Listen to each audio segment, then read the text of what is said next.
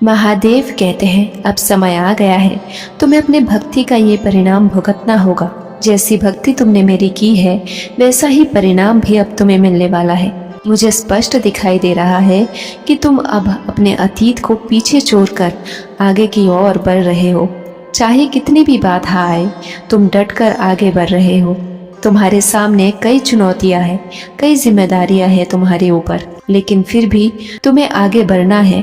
अतीत में तुमने जो भी कुछ देखा है, जिन्होंने भी तुम्हारे साथ गलत किया है, वो हर चीज़ अब तुम्हारे जीवन में एक सीख के रूप में है।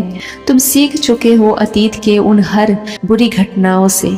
जिस सरल मन से तुमने लोगों को अपना समझा, लोगों के लिए बिना सोचे समझे किया, उस सरल मन को जिन लोगों ने दुखाया है, उनसे अब तुम्हें कोई नाता, कोई रिश्ता नहीं रखना। तुम्हें अब बस जितना हो सके उतना अपने आप पर ध्यान देना है, अपने काम पर ध्यान देना है और निरंतर आगे बढ़ना है। यही तुम्हारे जीवन का अब मकसद बन चुका है और यही तुम्हारी सच्ची भक्ति का परिणाम भी है, जो तुम धीरे धीरे इस दुनिया की सच्चाई समझ रहे हो।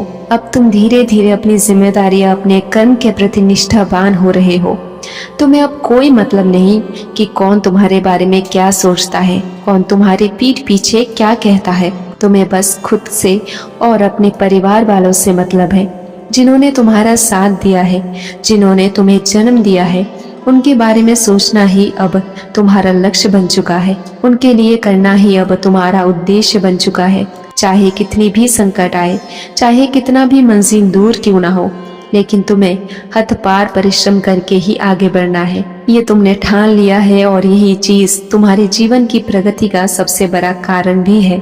मैं जानता हूँ, जब भी तुम मेरी पूजा करते हो, जब भी तुम मेरे सामने बैठते हो, तब तुम्हारे मन में कोई एक ऐसी चिंता, कोई एक ऐसा विचार निरंतर चलता रहता है, जिस वजह से तुम मेरी भक्ति भी पूरे मन से नहीं कर पाते हो। हाँ, मैं जानता हूँ कि तुम्हारे भविष्य की चिंता तुम्हें बहुत सता रही है। तुम्हें अभी तक समझ में नहीं आया कि आखिर तुम किस प्रकार जीवन में वो सफलता हासिल करोगे, जिसकी प्रतीक्षा केवल तुम करते आ रहे हो वर्षों से। तुम्हारी योजनाएं बहुत बड़ी है, लेकिन उस योजना को कैसे तुम वास्तव में रूपांतरित करोगे, यही तुम्हें समझ में नहीं आ रहा। क्योंकि तुम्हारे सामने कई सारे अवसर तुम्हें दिखाई दे रहे हैं। तुम्हें कई बार लगता है जैसे बिजनेस करोगे तो ही सफलता मिलेगी, तो कई बार लगता है जॉब में सफलता मिलेगी, तो कई बार ऐसा लगता है कि तुम अपनी क्रिएटिविटी से कुछ करोगे तो ही तुम्हें सफलता मिलेगी। अगर तुम अभी भी इस उलझन में हो तो मैं कह रहा हूँ, जो तुमने करने के बारे में ठान रखा है, जो करने से तुम्हें पहले भी शांति मिलती थी और आज भी मिलती है, तुम जिस चीज को करना चाह रहे हो उस चीज को करो और उस योजना को सफल बनाओ, जो योजना तुम मन ही मन करके बैठे हो। क्योंकि जब तक तुम अपने कदम आगे नहीं बढ़ाओगे, तब तक तुम एक ही जगह फंसे रहोगे, एक ही स्थिति में अटके रहोगे। तुम्हारे सामने बहुत कुछ है करने के लिए, केवल योजना मत बनाओ, उस योजना को सफल करने के लिए कर्म भी करो।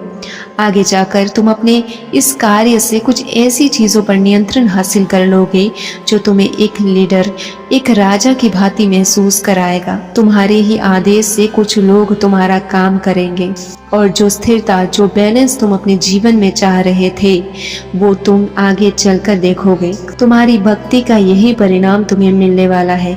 तुमने अपना मन सच्चा रखा है, तुमने लोगों का कभी गलत इस्तेमाल नहीं किया, कभी किसी को कष्ट नहीं दिया और इसी कारण अपने इस सहज सरल हृदय के भक्ति के कारण ही तुम जीवन में बहुत उन्नति करोगे। तुम्हें वो मिलेगा जो इस भौतिक संसार के लोगों ने कभी तुम्हारे अंदर नहीं देखा। लोग हमेशा तुम्हें बाहर से परखते आए हैं, कभी तुम्हारे अंदर के गुणों को, तुम्हारी काबिलियत को लोगों ने नहीं देखा। तुम दिल के कितने सच्चे हो, कितने ईमानदार हो और कितने दिल से तुम हर कार्य करते हो, वो किसी ने नहीं देखा। लेकिन तुम्हारे महादेव तुम्हें हर पल देख रहे हैं।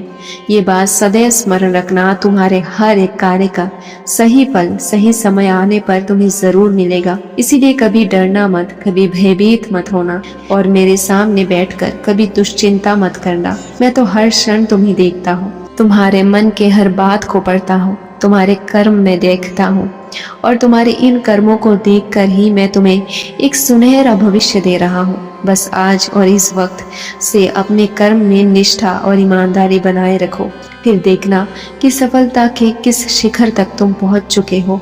मैं तुम्हारा महादेव तुम्हारे अंतर मन में सदा निवास करता हूँ। मुझे बाहर ढूंढने की कोई आवश्यकता नहीं है, मुझे अपने अंदर महसूस करो। तुम्हारे हर प्रश्न का, तुम्हारे हर दुख का निवारण तुम्हें वहीं से मिल जाएगा। तुम्हारा सदा कल्याण हो मेरे बच्चे।